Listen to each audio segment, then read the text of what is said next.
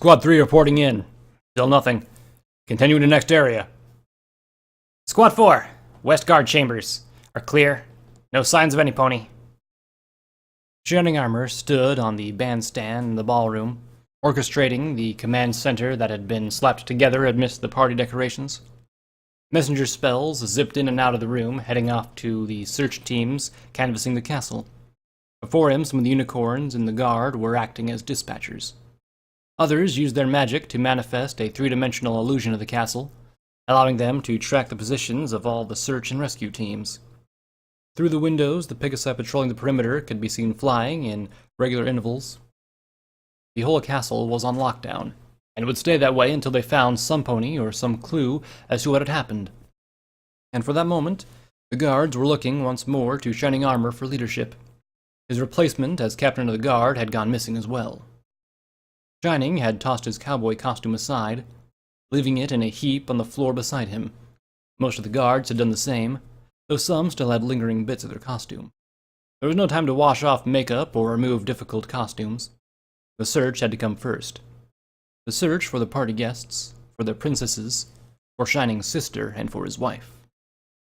He was looking over the quick notes from the dispatchers, which were being shuffled to him on blank recipe cards scavenged from the kitchens. So far, no one in the castle had been found.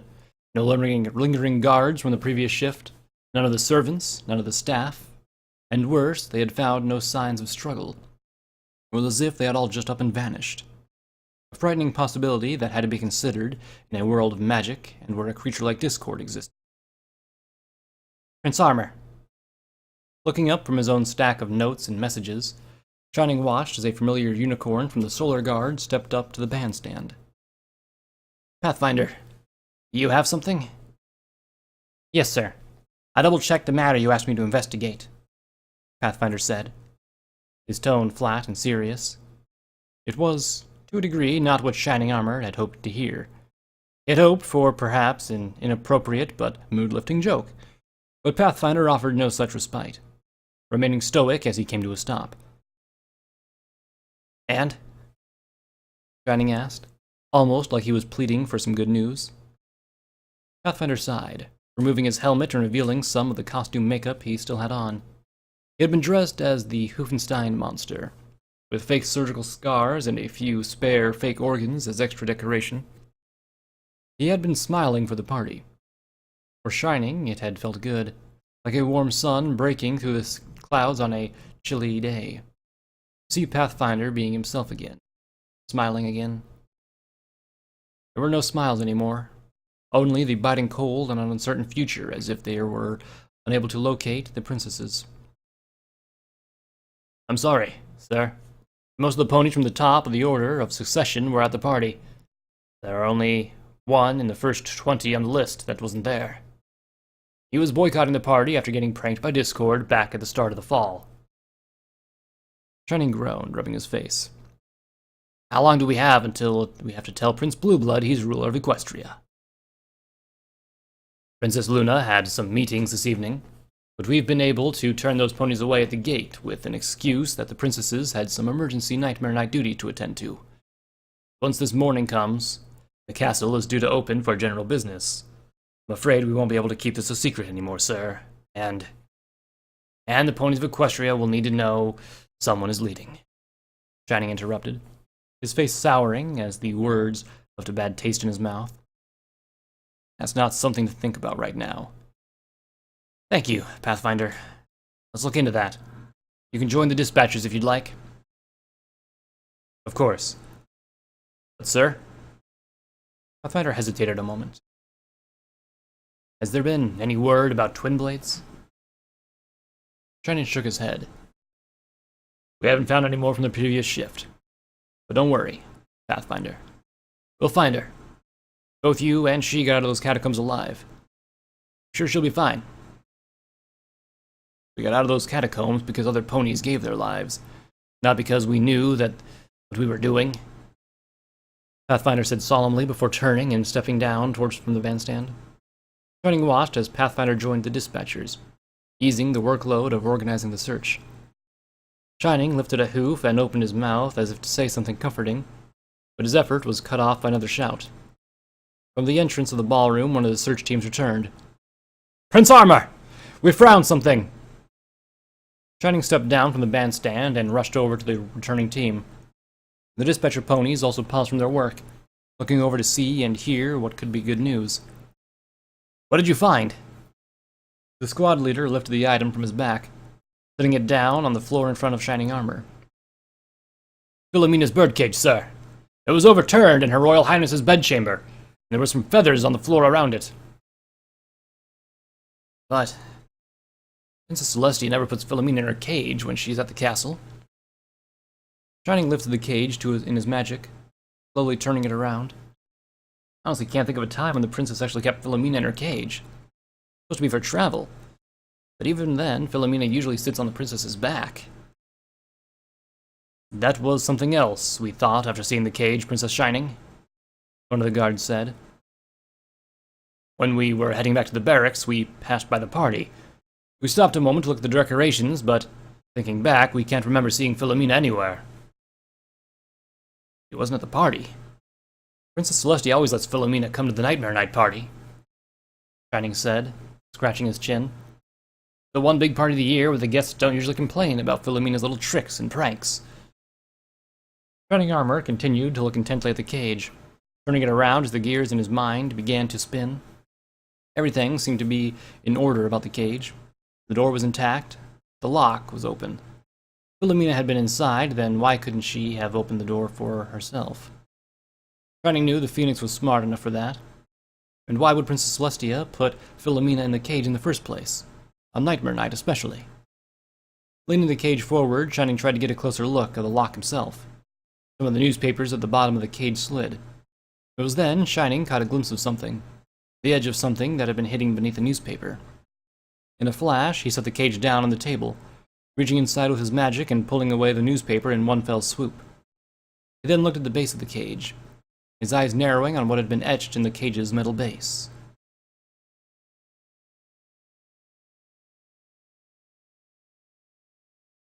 The hallway, bridging the royal baths, was far shorter than it had been when Twilight stepped out the door, a billow of steam following behind her. The warm air had soothed her after her confrontation with Cadence, though once the relief of survival had passed, Twilight had searched the room. She looked in the small tower closet and anywhere else she could think of, but she could not find Cadence. Where had her sister-in-law gone? Was she hurt? Those and so many more questions buzzed in Twilight's mind as she returned to the dark corridors of the castle. Once more, even though she'd lit the candles and lanterns as she'd gone, the hallway was dark. It was like something was following behind her, as if her tracks needed to be covered for some reason.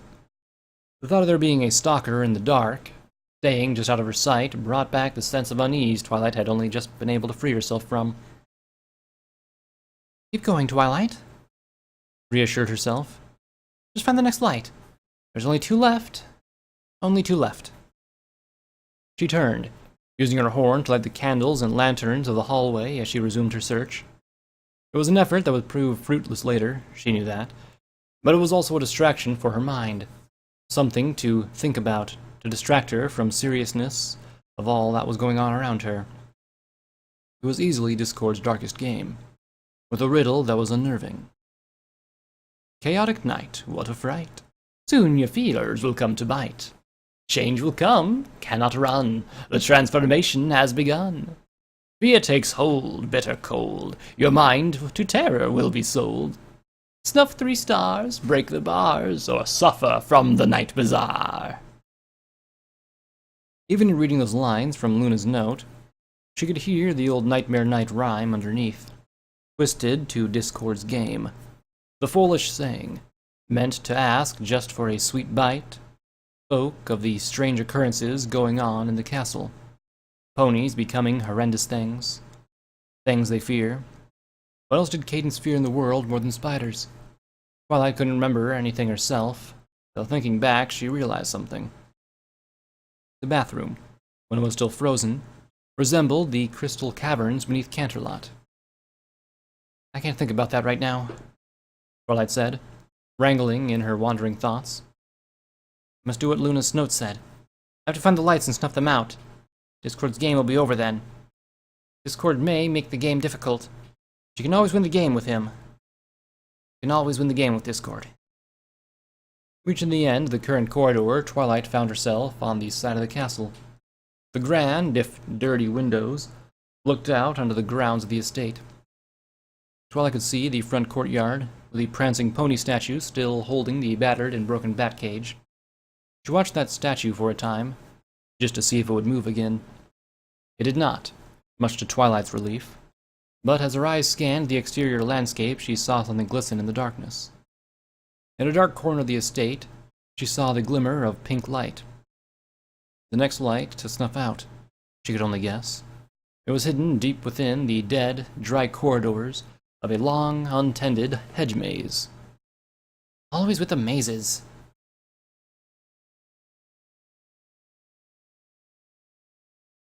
Twilight raised the lantern she had brought from the castle, using its light to extend the reach of her own illumination spell. The hedge maze was dead. That was the only word that came to Twilight's mind to describe what she was seeing. The hedges, which should have been green and leafy, were nothing but dry, bare, thorny branches. Yet the branches were still so thick and clustered that there was no way to see through them. Utterly dead, yet seemed as impregnable as they had been in life. The dry leaves on the ground crinkled as Twilight stepped forward, crossing the threshold into the maze. It smelled of autumn in the worst way. The rot of dead leaves hung like smoke. The chill in the air, which should have been heralded by happy winter, felt only like a grip of death on the lungs. Twilight had been tempted to just fly over the maze to reach the light in the center, but something felt dangerous about doing that. Even now, as she stepped further and began to navigate the twists and turns, her wings remained clenched tightly to her sides. It was as if extending her wings was an invitation to have them cut off. On hoof, she continued deeper, mentally mapping the maze, even though she knew Discord could easily be changing the corridors. But there were landmarks. She had seen them from an overlooking hill. There were statues placed throughout the labyrinth. Each one marked a four-way intersection, and, for Twilight, would be a means of marking her progress through the maze. She'd even found the first one. A few turns into the branching paths, Twilight stepped into the intersection. The walls fell away, forming a circular bulge in the maze where the four paths crossed. At the center, standing on a short square pedestal, was the statue of a sneering beast. It was a creature Twilight did not recognize. It seemed similar to a griffin, with head, forelegs, and chest, and the wings that were similar in nature to an eagle. But the back half was equine in nature, not feline, and it stood taller than most griffins she had ever seen. The creature's mystery, however, lasted only until Twilight approached the pedestal. The letters were carved into a smooth part of the stone, almost like the letters on a grave. Hippogriff, Twilight read aloud, her eyes wandering across the letters again before looking at the statue. Was this a long-forgotten race of creature? Was it sentient like ponies or griffins? Or was it a creature of the forest like the manticore? And did the statue just move? Twilight took an anxious step back, memories of the prancing pony surging forward. She watched the statue, straining her eyes and trying to resist an urge to blink. Had it moved? She had seen something, but as she watched, all she could see was a few shadows. Shadows that could be explained. Some were caused by the lantern, swinging from its handle, others by the movement of her own horn. Seconds stretched into minutes, and still the statue remained still as stone. Twilight's panic began to subside, but her anxiousness remained. She didn't turn her back on the statue, choosing instead to walk sideways and backward to one of the other paths at the intersection. Her view had changed. Now she wished the maze had no landmarks, that she could just wander about the dark, branching, winding paths.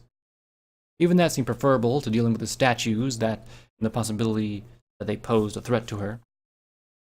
Twilight contemplated ways to change the maze as she worked deeper.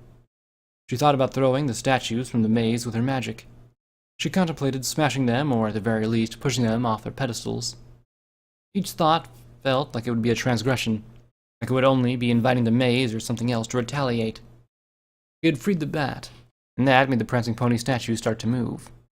Perhaps the safest thing to do was to just leave the statues alone. Twilight came across the other statues as she delved deeper into the maze, getting closer and closer to its end and the light she sought. One was a chimera, roaring with its lion and goat head on the front, while its serpentine tail had been carved into a dreadful hiss. The sight of the hooded cobra sprouting from the back of its statue's lion body sent shivers down Twilight's spine. It looked ready to spit its deadly venom and sink its fangs deep. Twilight could almost feel the poison from the serpent's bite in her veins, as if the statue had already leapt down from its pedestal and attacked. A crawling sensation on her skin, as if it was about to melt off. An itch in her horn, like it was turning to dust. Her imagination was coming up with 1,000 ways the poison could affect her in Discord's twisted game. The thoughts alone were like a venom, turning her stomach sour and her legs weak. She turned and fled from the statue, needing to get away before her own imagination got the better of her. The next statue, after passing some similar to those she had seen in Canterlot's garden, was one of a dragon, but not a dragon of Equestria. No, this creature she had studied. Her interest for dragons peaked when she had been told Spike was going to be her assistant and friend. Coiled, bearing claws and fangs with antlers and long whiskers, was a dragon of the eastern nations, from across the ocean. A dragon he used its serpentine body to delve into jewel-rich sands at the bottom of the ocean. Twilight circled the eastern dragon a few times, taking in the details and grandeur of the beast she had never seen. Yet, as she came back to the front, her skin crawled. The statue's eyes. When she had first entered the intersection, the statue had been looking straight forward. Now it felt as if it was looking at her, perhaps even staring through her. The eyes were still forward, but it was looking at her. She knew it was. She didn't know how she knew, but she knew. She did not linger to wait and see if the feeling would fade. She left, working further into the maze, now with the goal of getting away from the dragon statue. One more corner, and Twilight saw a flicker of light shine through the dark, dry hedges of the maze. She had reached the far end of the maze, the part buried deep in the shadows of the surrounding forest. The pink light, which she had seen as nothing but a glimmer in the castle windows, now lay before her, a single candle, with a gentle pink flame, set protected from the wind and rain in the embrace of a glass and metal lantern. The lantern itself hung from a hook that extended from the back wall of the maze, supported by a post hidden amongst the dry hedges. Twilight stepped curiously and cautiously towards the last opening of the maze, looking all around for something. Cadence, twisted by magic and fear, had been guarding the light in the royal bath chamber. Surely there was another guard, something standing watch. Maybe it watched from the shadows or from the hedges. Maybe it was perched on the branches of the forest that formed a canopy above the maze's end. She stopped dead in her tracks several times, freezing and listening for the slightest sound that had reached her ears. There had to be something, yet nothing appeared. No spiders in the trees, no eyes in the hedges, no hiss, growl, or sound in the wind. It was as quiet as death, as cold as death. It reminded Twilight too much of the tomb she had been sealed in. Several minutes passed as Twilight inched her way across the space, drawing within 4 legs' reach of the lantern. She could see the dancing of the flame with fine detail, see it twist and dance. It seemed almost too easy. All she had to do was open the lantern's door and blow out the light, and that would be done. She set down her own lantern in the dirt, letting her light spell fade as she focused on using her magic to open the door. Yet, her spell slipped off the latch.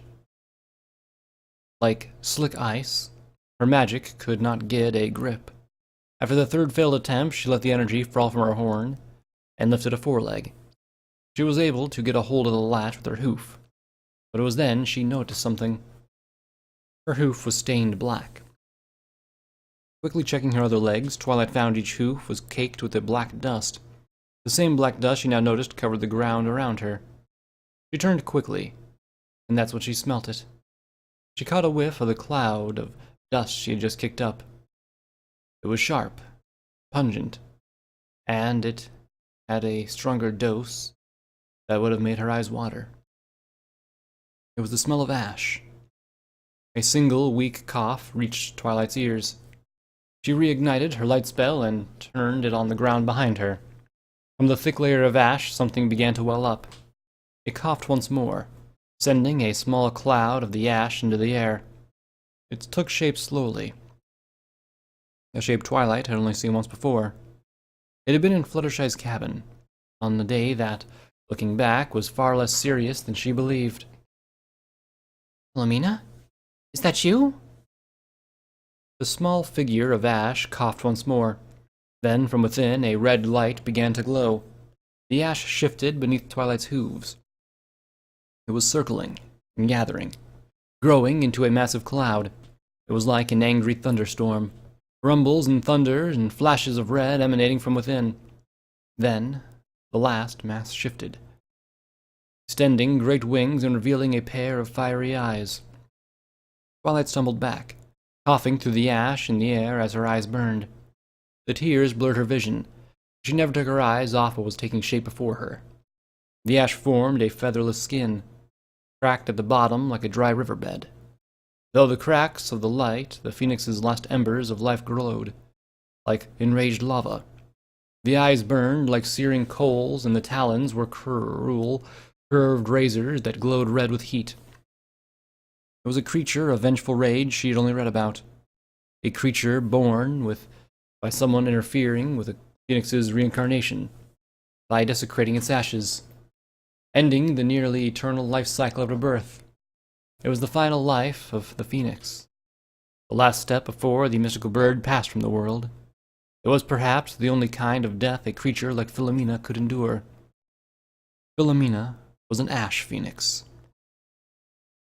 Oh no, Was all Twilight could say before Philomena took to her wings, leaving a choking trail of smoke behind her. Twilight lost sight of the pink light in the cloud, struggling to breathe. She could taste the sulfur in her mouth, and she coughed to clear it from her lungs. She began to gallop, not knowing or caring which way she was going. She cleared the smoke, finding herself back in the maze. For a brief moment she looked back, knowing the pink light was her true goal. Still, the snuffling of the light became the least of Twilight's concerns when an ear-splitting screech cut in the air above her. Looking up, Twilight saw Philomena. She was flying, her body and tail blocking the stars like a spool of black fabric being drawn across the sky. She was on the hunt, her vengeance for some reason focused solely on Twilight. Each flap of her ashen wings sent more soot into the air, and then Philomena dove. Wings tucked, she plummeted towards the earth, like a wrathful lightning bolt in a storm cloud. Twilight dove to the ground, flattening herself as much as she could. She felt the rush of wind on her neck, heard the snap of twigs as Philomena skimmed the tops of the hedges. Then came the cloud of smoke, a thick, choking shroud of ash. The burning in Twilight's ears refreshed. She coughed violently as she pulled herself off the ground. There was heat and a red glow to the cloud. The dry hedges of the maze had been set ablaze by Philomena's talons. The maze had become a death trap. Tears poured from Twilight's eyes, some from fear, but most from the soot burning in her eyes. She stumbled ahead, coughing and hacking. The cloud Philomena had left behind was dispersing, but not fast enough for Twilight to just wait it out. Finally, she reached the edge. Stepping out into fresher air, she rubbed her eyes, trying to clear her blurry vision. There was something large and gray in front of her, but it was only when she was close enough to put her hoof on it that she realized what it was. It was a stone pedestal, belonging to one of the statues she had passed on her way in. Twilight coughed and hacked, spitting up the ash-darkened mucus from her mouth. The stone was cold, a welcome relief to being surrounded by the heat of the flames. She rested her cheek against it, her breathing finally starting to calm. Just needed a few moments to recover. It was a few moments she wouldn't receive. A sound reached Twilight's ears, one that set the hairs on the back of her neck on edge. It was not the screech of the predator in the sky, but the growl of something else nearby, the source of the cloud she had just escaped, which was dispersing as the soot settled to the ground. As more and more the cloud faded away, Twilight began to see the true source of the growl, a thing that stood before her, marked with fractures where its joints had come to life. It had burning red eyes, similar to Philomena's. The creature blocked the way to the light as it guarded and growled with murderous intent. It was the Eastern Dragon, and it was rearing back as fire licked from its lips. Twilight had to dive away from the pedestal to avoid being scorched. Fire-breathing statues? Didn't she have enough to deal with? However, she couldn't argue the fairness of the game to Philomena or the statues. No, she had to run. More and more the maze was catching fire, the blaze feeding greedily on the dry hedges. The maze began to come alive with the fire, like it was a wicker dragon that had been roused from its slumber. The night's chill fled from the heat of the flames, and the darkness fell back as the light of the blaze grew in strength. Shadows flickered and danced as she ran, fighting through the burning sensation of the ash in her lungs. The Eastern Dragon was joined by the Chimera, which breathed fire from all of its heads, as well as the Hippogriff, which joined Philomena as another aerial target. The maze was becoming a blazing death trap. What's worse, Twilight could sense what was going on as she continued to flee for her life. Each time she tried to turn back, maybe loop back around and try to snuff out the light, her path was cut off, either by fire, by Philomena, or by a living statue. She could only ever move away from the light. She was being herded, and she didn't want to think of what would happen if she was chased all the way back to the mage's entrance. For all Twilight knew, she'd be plucked off the ground by Philomena as soon as she left cover. She needed to get back to the light. That would make all this stop. Would make all this go back to the way it was, like it had done with Cadence. But she couldn't get back on Hoof. And teleportation? No, she didn't remember what the end of the maze looked like well enough. It was the nuisance of her teleportation magic. She had to know where she was going. Misjudge it, and she could slam herself into the ground or even bury herself alive. That meant her options were limited. She could try and blast her way back, use magic to blow away the fire and the dry hedges, but the fire might cook her alive before she could reach the end of the maze if she did something like that. There was another option, one that would involve putting herself where Philomena and the Hippogriff statue could attack.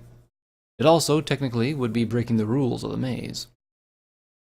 But when her life was already in mortal danger, Twilight feared that the repercussions of breaking the rules far less more than she had before.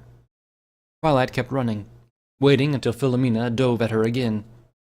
She hit the dirt one final time, flattening herself out and waiting until Philomena had swooped by. She drew in a breath, shut her eyes before Philomena's trail of ash hit her. Then she waited, counting out the seconds and preparing herself like a runner at the starting line. 3, 2, 1, go! Like she had heard the tweet of a starting whistle, Twilight leapt to her hooves, spread her wings, and flew out of the cloud. Her wings caught the warm air currents from the fire, carrying her upward quickly. She kept her eyes shut and kept flying until she felt cool night air again. That meant she was, likely, clear of the smoke, and Twilight sucked in a deep breath of clean, fresh air and opened her eyes. For a brief moment, she celebrated that feeling. The night air on her face and in her lungs. It was such a welcome relief after being trapped in the smoky inferno and the maze had become. A screech from Philomena, however, brought Twilight back to her horrible reality. The race wasn't over yet. Flapping her wings, Twilight flew forward, looking back only briefly to see Philomena swooping in behind her. Like a tiny bird fleeing an eagle, Twilight zigged and zagged through the air, avoiding Philomena's beak and talons. The ash phoenix seemed far more monstrous, accented by the light of the maze, which filled the area with harsh red light. Spouting its flames, erupting from the maze as the Eastern Dragon and Chimera statues both tried to shoot Twilight down. The Hippogriff statue aided in the aerial pursuit, diving and harassing Twilight so that Philomena might finally be able to end the game of cat and mouse. But Twilight stayed ahead by luck and, at times, her own inexperience at flying. And that was all she needed to do for a few moments, was just stay ahead. She was just waiting for one thing, and she was keeping a constant eye on the back of the maze. Finally, she saw what she needed to. The hedges at the back of the maze were burning out. The smoke was starting to lessen. She could see the flicker of the pink light. Taking a few deep breaths to ready herself, Twilight banked hard and dove. She squinted her eyes against the smoke. silently praying that her vision would stay clear long enough for her gambit to work. So far, it was. Philomena followed Twilight, diving right behind the young princess. When she was a few feet above the maze, Twilight spread her wings, ending her dive and shooting forward towards the pink light. Philomena did the same, her superior flying skills allowing her to close the gap. Twilight could feel the heat on her belly and neck, the heat from the fires and Philomena's claws, respectively. Even the wing beats of the Ash Phoenix were ominous, like the rumblings of a volcano about to erupt. Every instinct was telling Twilight to back away, to zip in another direction. She stayed the course. She flew beneath the canopy of trees that shielded the back of the maze. Twilight had a small hope Philomena would not follow her beneath the tree line, but the Phoenix would not be deterred. Philomena barreled through the branches of the trees, cutting a swath with her wings as her claws drew closer to catching Twilight. The pink was but a few feet away now. It was close. Twilight could even make out the lantern and the little pink flame. Philomena, however, was closer. A few inches was all that spared Twilight from being grasped by those talons, from the burning by their seared heat. It was a race, and Twilight looked to be moments from losing. It was then that Twilight turned. Putting all her weight into a single turn, Twilight banked away at the last second. She then put her hooves down, landed, and skidded to a stop as she folded in her wings. Philomena screeched, not in rage, but in panic, and soon after Twilight heard the sound of snapping branches and felt the impact in the earth. Looking back, Twilight saw the results of her gambit. Philomena had crashed into the end of the maze. Ash body slumped against the trees that stood at the far side of where the maze's back edge had been. Twilight also saw the lantern. It and its spot had been sliced in half by Philomena's searing claws. The shattered remains laid scattered on the ground, and amongst it was the candle that had burnt with a small pink flame. It had landed top down, its wick buried in the cold ground. The pink light had been snuffed. Twilight smiled, daring to take a few steps closer to Philomena. It was done. Surely the maze would return to normal, as the bath chamber did.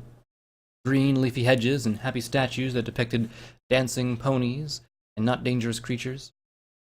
Yet, unlike the bath chamber, things didn't change.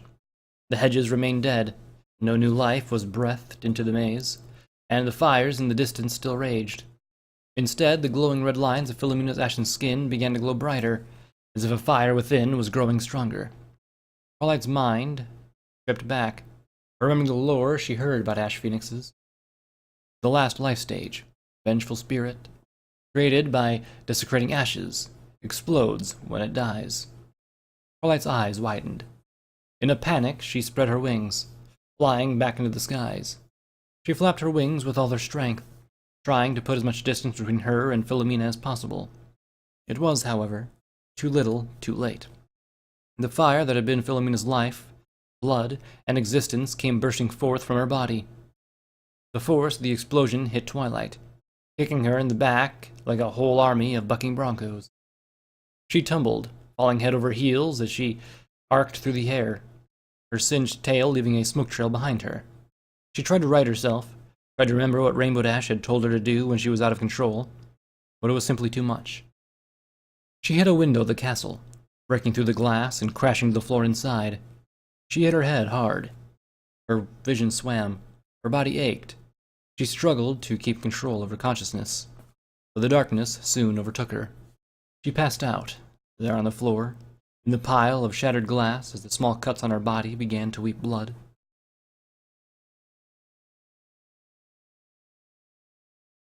Outside the castle, the last embers of fire glistened like stars in the night. Philomena's explosion had destroyed, yet at the same time saved parts of the maze. The back end of the maze, and the forest that neighbored it, were nothing but a crater. But the force of the explosion had blown out the fires around the maze, stopping the blaze from turning into a wildfire that could consume the castle and the surrounding forest. Amidst the ash and burning branches, shattered remains of the statues lay across the ground. The life was gone from them, their parts strewn about. The chimera's heads were separated from their body and serpentine tail. The hippogriff, which had fallen from the air, was nothing but crumbled dust except for a few lucky limbs. The Eastern dragon had, by chance, fared the best of them all. While its head had turned to rubble, much of its body and antlers were intact. There was only one flutter of life nearby, one thing that had come to the maze after the explosion should have scared all away, and all things from the area. It watched from the branch of a tree that had been spared from the fires and explosion, hanging upside down. Leathery wings were wrapped tightly around its small frame, and its large ears stood erect, twitching and listening to the area.